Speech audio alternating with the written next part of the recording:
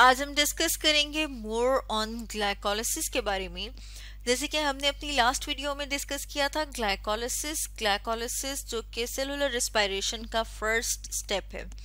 Glycolysis में अगर हम बात करें, वर्ड ग्लाइको का मतलब है ग्लूकोज, और अगर लाइसिस की बात की जाए तो लाइसिस का मतलब है ब्रेक डाउन, यानी कि वो प्रोसेस है जिसमें ग्लूकोज का ब्रेक डाउन होता है। जैसे कि यहाँ पर हम अपने सामने डायग्राम में देख रहे हैं कि डिफरेंट स्टेप्स जो है हम देख रहे हैं जिसमें ग्लूकोज का ब्रेकडाउन होता है, और एंड रिजल्ट में हमें क्या मिलता है? एंड रिजल्ट में हमें दो मॉलिक्यूल मिलते हैं पायरुवेट के।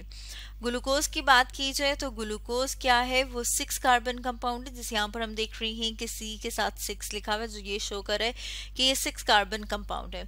जबकि पायरुवेट की बात की जाए तो पायरुवेट जो है वो 3 कार्बन कंपाउंड है। जैसे कि यहाँ पर हम देख रहे हैं कि पायरुवेट के साथ 3 लिखा हुआ है, मतलब C के साथ 3 लिखा हुआ है। और अगर हम बात करें कि ग्लाइकोलिसिस में हमें कितने एटीपी मिलते हैं, तो उसमें अगर हम इसको डिवाइड कर सकते हैं दो फेजेस में। पहला जो इसका फेज है वो है प्रिपरेटरी फेज, जैसे कि यहाँ पर हम देख रहे हैं कि इस एरो से दिखाया हुआ है। और ये जो प्रिपरेटरी फेज है इसे एनर्जी इन्वेस्टमेंट स्टेज भी कहा जाता है। तो यहाँ पर हम अपने सामने साथ में लिख लेते हैं कि ये कौन सा वाला स्टेज है। ये एनर्जी इन्वेस्टमेंट स्टेज इसलिए कहलाता है क्योंकि यहाँ पर जब ग्लूकोज से ग्लूकोज 6 फॉस्फेट बनता है तब एक एटीपी इस्तेमाल होता है और एडीपी में कन्वर्ट हो जाता है। इसी तरह से हम देखते हैं कि ग्लूकोज 6 फॉस्फेट से फ्रक्टोज 6 फॉस्फेट बना, और फ्रक्टोज 6 फॉस्फेट से जब ग्लिसरॉल्डिहाइड 3 फॉस्फेट बनता है उस टाइम पर दोबारा एक एटीपी जो है वो कन्वर्ट हो जाता है एडीपी में, यानी कि एनर्जी इन्वेस्ट की जा रही है, इसलिए इसे एनर्जी इन्वेस्टमेंट फेज कहा जाता है। और जो दूसरा फेज है उसे ऑक्सीडेटिव फेज कहा जाता है, जैसे कि यहाँ पर हम अपने सामने लिख रहे हैं। और जो ऑक्सीडेटिव फेज है अगर हम इसकी बात करें तो इसको हम देख लेते हैं कि इसे हम कौन सा वाला कहेंगे। इसे हम कहते हैं कि ये एनर्जी हार्वेस्टिंग स्टेज है। एनर्जी हार्वेस्टिंग स्टेज क्यों कहा जाता है? क्योंकि हम देख रहे हैं कि यहाँ पर 4 एटीपी और 2 NADH प्रोड्यूस हो रहे हैं। जैसे कि यहाँ पर हम अपने सामने देख रहे हैं कि क्या प्रोड्यूस हो रहे हैं? 2 NADH, और इसी तरह से 2 ATP हमें इस स्टेप पे मिलते हैं और 2 ATP हमें लास्ट स्टेप के ऊपर मिल रहे हैं, यानी टोटल 4 ATP मिल रहे हैं। लेकिन जब हम नेट गेन की बात करते हैं कि इसका नेट गेन कितना है, तो हम देखते हैं कि नेट गेन जो है वो 2 ATP है। अब हम 2 ATP क्यों बता रहे हैं नेट गेन? क्योंकि हमने देखा कि 4 टोटल प्रोड्यूस हुए, लेकिन 2 यहाँ पर क्या हो रहे हैं? यूज हो रहे हैं, यानी कि 4 बने थे जिसमें से 2 इस्तेमाल हो गए, तो टोटल कितने बच के? 2 बच गए, यानी कि नेट गेन इसका क्या है? 2 ATP। अब अगर हम फर्दर ग्लाइकोलिसिस को, क्योंकि हम बात करें कि हम मोर ऑन ग्लाइकोलिसिस के ऊपर डिस्कस करें, यानी कि हम फर्दर डिटेल में देख रहे हैं ग्लाइकोलिसिस के स्टेप को, इसमें हम देख रहे हैं कि जब ग्लूकोज से ग्लूकोज 6 फॉस्फेट बनता है तो ये जो फर्स्ट स्टेप है इसे क्या कहा जाता है? इसे कहा जाता है फॉस्फोराइलेशन, जैसे कि यहाँ पर हम अपने सामने देख रहे हैं। क्योंकि इस स्टेप के ऊपर फॉस्फेट ऐड हुआ है इसलिए हम कह रहे हैं कि ये कौन सा स्टेप है? फॉस्फोराइलेशन का। और जब ग्लूकोज से ग्लूकोज 6 फॉस्फेट बनता है तो उस टाइम पर जो एंजाइम यहाँ पर यूज होता है उसे ग्लूकोकाइनेज कहा जाता है। इसके बाद हम देख रहे हैं इसका सेकंड स्टेप जिसे कि आइसोमेराइजेशन कहा जाएगा। आइसोमेराइजेशन क्यों कहा जाएगा? क्योंकि यहाँ पर हम देख रहे हैं कि ये क्या है? ये भी 6 कार्बन कंपाउंड है, और हम देख रहे हैं कि ये क्या है? ये भी 6 कार्बन कंपाउंड है। सिर्फ और सिर्फ क्या हुआ है? इसकी थोड़ी सी पोजीशन चेंज हुई है। मतलब यहाँ पर क्या हुआ है? ग्लूकोज 6 फॉस्फेट से फ्रक्टोज 6 फॉस्फेट बन गया है, और यहाँ पर जो एंजाइम इस्तेमाल हुआ है उसे कहा जाता है आइसोमेरेज। उसके बाद हम देखते हैं कि क्या हुआ है? अगेन एक एटीपी इस्तेमाल हुआ है। एटीपी इस्तेमाल हुआ है और वो कन्वर्ट हो गया है एडीपी में। अब जब वो एडीपी में कन्वर्ट हो गया है तो यहाँ पर एक और फॉस्फेट ऐड हो गया, यानी कि जो थर्ड स्टेप है थर्ड स्टेप अगेन फॉस्फोराइलेशन है, क्योंकि यहाँ पर अगेन एक फॉस्फेट ऐड हो रहा है।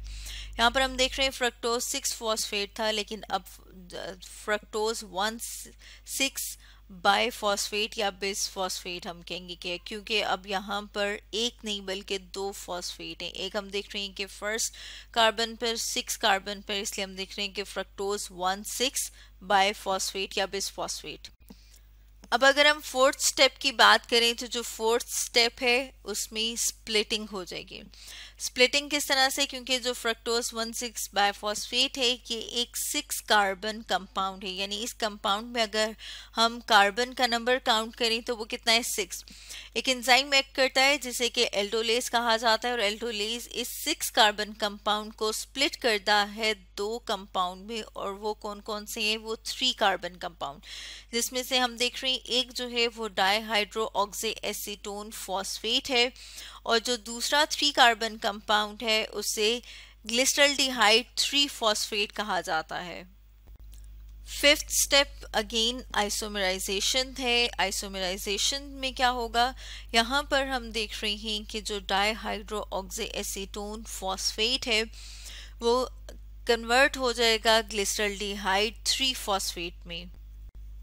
यहाँ तक ये जो 5 स्टेप्स है इनको अगर हम देखें तो हम देखते हैं कि यहाँ तक जो प्रिपरेटरी फेज है वो कंप्लीट हो जाता है। उसके बाद जो 6 स्टेप है, जिसे कि यहाँ पर हम अपने सामने लिख रहे हैं कि जिसे डिहाइड्रोजिनेशन एंड फॉस्फोराइलेशन कहा जाता है, इसमें ग्लिसरल्डिहाइड 3 फॉस्फेट कन्वर्ट हो जाता है 1,3 बाइफॉस्फोग्लिसरेट में। और इसको समझने के लिए हम अपने सामने एक और डायग्राम ले आए ताकि हमें और ज़्यादा क्लियर हो जाए कि डिहाइड्रोजिनेशन यहाँ पर क्या हो रही है। जैसे कि यहाँ पर आप देख रही हैं कि यहाँ पर ये जो H शो किए हुए हैं ये शो कर रहे हैं हाइड्रोजन को। डिहाइड्रोजिनेशन यानी कि यहाँ से हाइड्रोजन रिमूव हो जाएगा और उसमें हम देख रहे हैं कि NAD कन्वर्ट हो जाता है NADH में। साथ में हम देखते हैं कि ये एक्सेप्ट करता है इनऑर्गेनिक फॉस्फेट को, और यहाँ पर जो एंजाइम इन्वॉल्व है उसे कहा जाता है ग्लिसरल्डिहाइड फॉस्फेट डिहाइड्रोजिनेज। और इसके रिजल्ट में जो कंपाउंड बना है, जैसे कि हमने कहा है कि इसने क्या किया, साथ में इसने एक इनऑर्गेनिक फॉस्फेट को एक्सेप्ट किया है। तो यहाँ पर पहले एक फॉस्फेट था, अब साथ में एक और ऐड हो गया, तो जो एंड प्रोडक्ट हमारे पास आई है वो कौन सी है, 1,3 बाइफॉस्फोग्लिसरेट, जैसे कि यहाँ पर हमने अपने सामने लिखा हुआ है। 1,3 बाइफॉस्फोग्लिसरेट से फिर बनता है 3 फॉस्फोग्लिसरेट, और यहाँ पर जो एंजाइम इन्वॉल्व है वो है फॉस्फोग्लिसरेट काइनेज। और ये वाला जो स्टेप है ये हमें देता है ATP, यानी कि ये कौन सा वाला है जिससे हमें एनर्जी मिलती है। यहाँ पर हम देख रहे हैं कि 2 ADP यानी कि एडिनोसिन डाइफॉस्फेट कन्वर्ट हो गए 2 ATP में यानी कि एडिनोसिन ट्राइफॉस्फेट में। और इस तरह की जो ATP की फॉर्मेशन है जिसमें कि सबस्ट्रेट एंजाइम की मौजूदगी में क्या कर रहा है, फॉस्फोराइलेट कर रहा है, तो इसे कहा जाता है सबस्ट्रेट लेवल फॉस्फोराइलेशन। यानी कि यहाँ पर सबस्ट्रेट लेवल फॉस्फोराइलेशन की मदद से हमें ATP मिला है। यानी कि ये क्या है, हमारा सबस्ट्रेट के ऊपर एक्ट किया एंजाइम, और फिर हमें क्या मिल गया, ADP से कन्वर्ट होके ATP मिल गया। इस तरह से हम देखते हैं कि 3 फॉस्फोग्लिसरेट जो है वो कन्वर्ट हो जाता है 2 फॉस्फोग्लिसरेट में। तो ये वाला जो स्टेप था जिसमें ATP बन रहा था 7 स्टेप, उसे हम कहेंगे फॉर्मेशन ऑफ ATP। और यहाँ पर हम देख रहे हैं कि सिर्फ और सिर्फ उसकी पोजीशन चेंज हो रही है, यानी कि यहाँ पर कौन सा प्रोसेस इन्वॉल्व है, आइसोमराइजेशन का। तो ये अगेन कौन सा वाला स्टेप है, ये स्टेप है आइसोमराइजेशन का। और फिर हम देखते हैं कि 2 फॉस्फोग्लिसरेट से बनता है फॉस्फोइनोल फॉस्फेट, और ये जो बनता है ये किसकी प्रेजेंस में होता है, इनोलेज एंजाइम की प्रेजेंस में। और इस वाले स्टेप को डिहाइड्रेशन कहा जाता है। डिहाइड्रेशन क्यों कहा जाता है, क्योंकि यहाँ पर रिमूव होता है एक वाटर का मॉलिक्यूल, इसलिए इसे डिहाइड्रेशन कहा जाता है। उसके बाद हम देख रहे हैं लास्ट स्टेप जिसमें हम देख रहे हैं कि फॉस्फोइनोल फॉस्फेट कन्वर्ट हो गया है पायरोवेट में और इस स्टेप में अगेन 2 एडीपी यानी कि एडिनोसिन डाइफॉस्फेट कन्वर्ट हो जाते हैं 2 एटीपी में। और इस स्टेप को भी हम क्या कह रहे हैं कि यहाँ पर भी फॉर्मेशन हो रही है एटीपी की। और ये जो एटीपी की फॉर्मेशन है अगेन इसे सबस्ट्रेट लेवल फॉस्फोराइलेशन कहा जाता है, यानी कि ग्लाइकोलिसिस के रिजल्ट में सबस्ट्रेट लेवल फॉस्फोराइलेशन होती है। और इसके रिजल्ट में जैसे कि हमने ऊपर बात की थी कि हमें टोटल 4 एटीपी मिलते हैं और वो 4 एटीपी जो मिल रहे हैं वो हमें टोटल मिल रहे हैं, लेकिन उसमें से जैसे हमने पहले बात की थी कि प्रिपरेटरी फेज में 2 एटीपी इस्तेमाल हो जाते हैं, तो नेट गेन जो एटीपी का होता है ग्लाइकोलिसिस के रिजल्ट में वो है 2 एटीपी। तो स्टूडेंट्स आज हमने डिस्कस किया मोर ऑन ग्लाइकोलिसिस के बारे में।